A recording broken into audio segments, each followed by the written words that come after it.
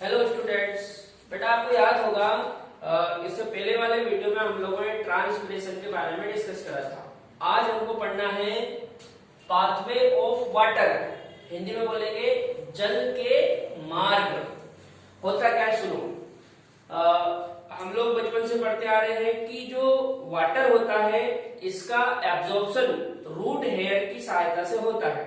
ठीक है, जड़ में छोटे छोटे हेयर होते हैं जो सोइल से मतलब मिट्टी से वाटर को एब्जॉर्ब करते हैं। ठीक है, तो जब रूट हेयर की हेल्प से वाटर का एब्जॉर्प्शन होता है तो वाटर सबसे पहले आता है एपिडर्मिस में। कहा आता है? एपिडर्मिस में। दिख रहा है आपको एपिडर्मिस? ठीक है, ये एपिडर्मिस। ठीक है, ये जो है ये रूट की एपिडर्मिस है बेटा। ठीक है, एपिडर्मिस से फिर वाटर जाता है कोर्टेक्स में। ये रूट की कोर्टेक्स है।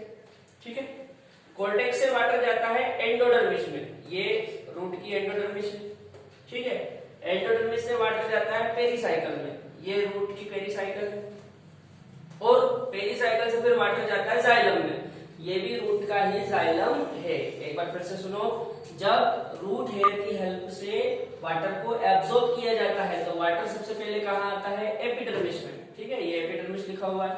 एपिडर्मिस से कोर्टेक्स, ये कोर्टेक्स लिखा हुआ है। कोर्टेक्स से एंडोडर्मिस, ये एंडोडर्मिस लिखा हुआ है। और एंडोडर्मिस से पेरिसाइकल, ये पेरिसाइकल है। और पेरिसाइकल से जाएगा जाइलम में। ठीक है, अब जब एक सेल से दूसरी सेल में वाटर आगे बढ़ता है तो वाटर दो पाथवे की हेल्प से आगे बढ़ता है। एक पाथवे है एपोप्लास्ट और दूसरा है सिम्प्लास्ट। यहाँ पे बेटा जल के दो रास्ते हैं, दो पाथ है, एक एपोप्लास्ट और एक सिम्प्लास्ट। होता क्या है समझो आप।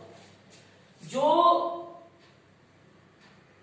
इंटरसेलुलर स्पेस है, मतलब सेल वॉल के बीच में जो स्पेस है, ये वाला देखो, ये ए बना रखा है, ये ठीक है। तो जो इंटरसेलुलर स्पेस है, इस स्पेस से होकर जो रास्ता जाता है उसको हम कहते हैं एपोप्लास्ट। क्या कहते हैं?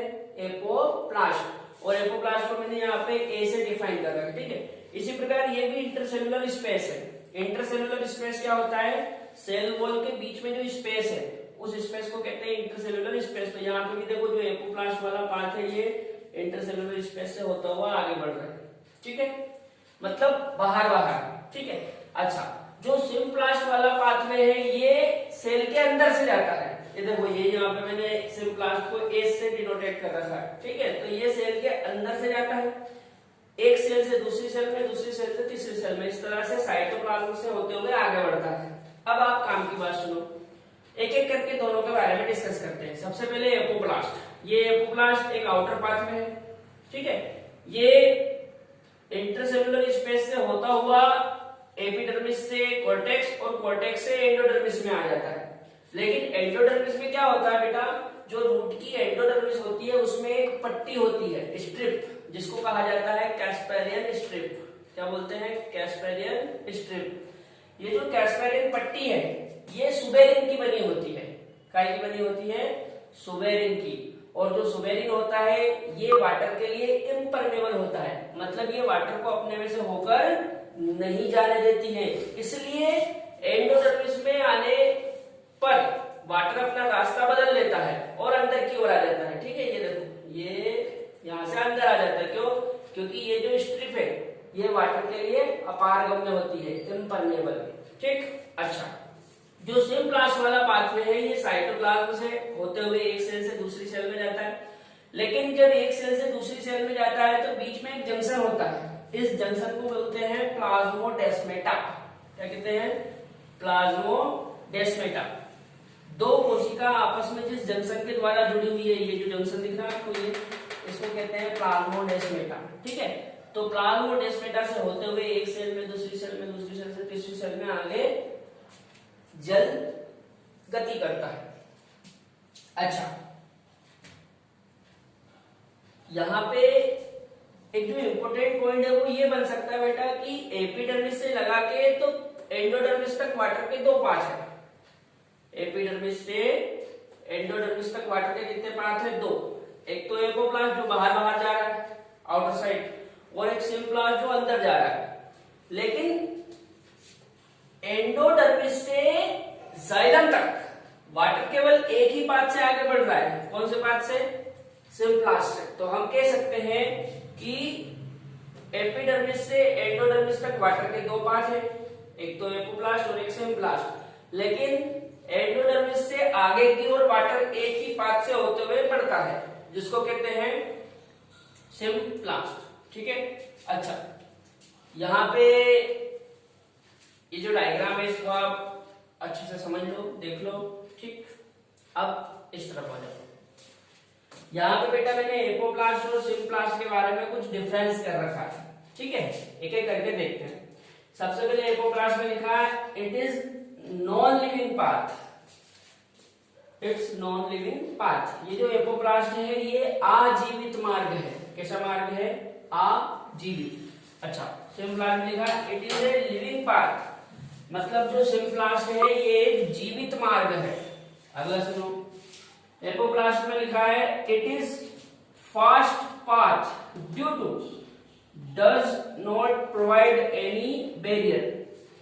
जो एपोप्लास्ट वाला मार्ग है ये बहुत फास्ट होता है। क्यों? क्योंकि इसमें किसी भी प्रकार का बैरियर मतलब अवरोध नहीं होता है। सिम्प्लास्ट में देखो it is slow path due to it provide barrier cell membrane. ये जो सिम्प्लास्ट वाला मार्ग है ये बेटा स्लो होता है। क्यों? क्योंकि इसमें बैरियर होता है। कौन सा बैरियर? Cell membrane. जब एक सेल से दूसरी सेल में जाते हैं तो बीच में सेल मेम्ब्रेन आती है। ठीक है, तो उस सेल मेम्ब्रेन को क्रॉस करना पड़ता है, इसलिए ये पाथवे कैसा है? स्लो। अच्छा, आगे देखो, it form by cell wall, inner cellular space and xylem cavity. जो एपोप्लास्ट वाला मार्ग है ये तीन चीजों से मिलकर बना हुआ है, एक तो सेल वॉल, एक इनर सेलुलर स्पेस और एक जाइलम कैविटी। ठीक है, जबकि जो सिम्प्लास्ट वाला मार्ग है ये दो चीजों से बना हुआ है, formed by cytoplasm and plasmodesmata. ठीक है। अच्छा, जो एपोप्लास्ट वाला मार्ग है इसमें होती है बेटा कैस्पेरियन स्ट्रिप। क्या होती है? Casparian strip. और ये जो कैस्पेरियन स्ट्रिप है ये काय की बनी हुई है? ये बनी हुई है सुबेरिन की। और सुबेरिन कैसा होता है? सुबेरिन वाटर के लिए होता है इम्परमेबल, मतलब अपारगम्य। अच्छा, इधर देखो, Casparian strip are absent. Symplast वाले पाथ में कैस्पेरियन स्ट्रिप नहीं होती है। एक बार फिर समझ लो, एपोप्लास्ट नॉन लिविंग मार्ग है जबकि सिम्प्लास्ट लिविंग मार्ग है। जो एपोप्लास्ट है ये फास्ट होता है क्योंकि इसमें कोई बैरियर नहीं है। जो सिम्प्लास्ट है ये स्लो होता है क्योंकि इसमें सेल मेम्ब्रेन बैरियर की तरह काम करती है। जो एपोप्लास्ट है ये cell wall, inner cellular space और जाइलम कैविटी से बना हुआ है, जबकि सिम्प्लास्ट साइटोप्लाज्म और प्लाज्मोडेस्माटा से बना हुआ है। जो एपोप्लास्ट है इस वाले मार्ग में कैस्पेरियन स्ट्रिप होती है जो कि सुबेरिन की बनी है, जबकि सिम्प्लास्ट में कैस्पेरियन स्ट्रिप एब्सेंट है। ठीक है बेटा, यहाँ पे मैंने आपको वाटर के दोनों पाथ बता दिए। अब नेक्स्ट वीडियो में हम लोग पढ़ेंगे कि वाटर रूट से लीफ तक कैसे जाता है और लीफ में जो फूड मटेरियल बना हुआ है वो लीफ से रूट तक कैसे आता है। ठीक है।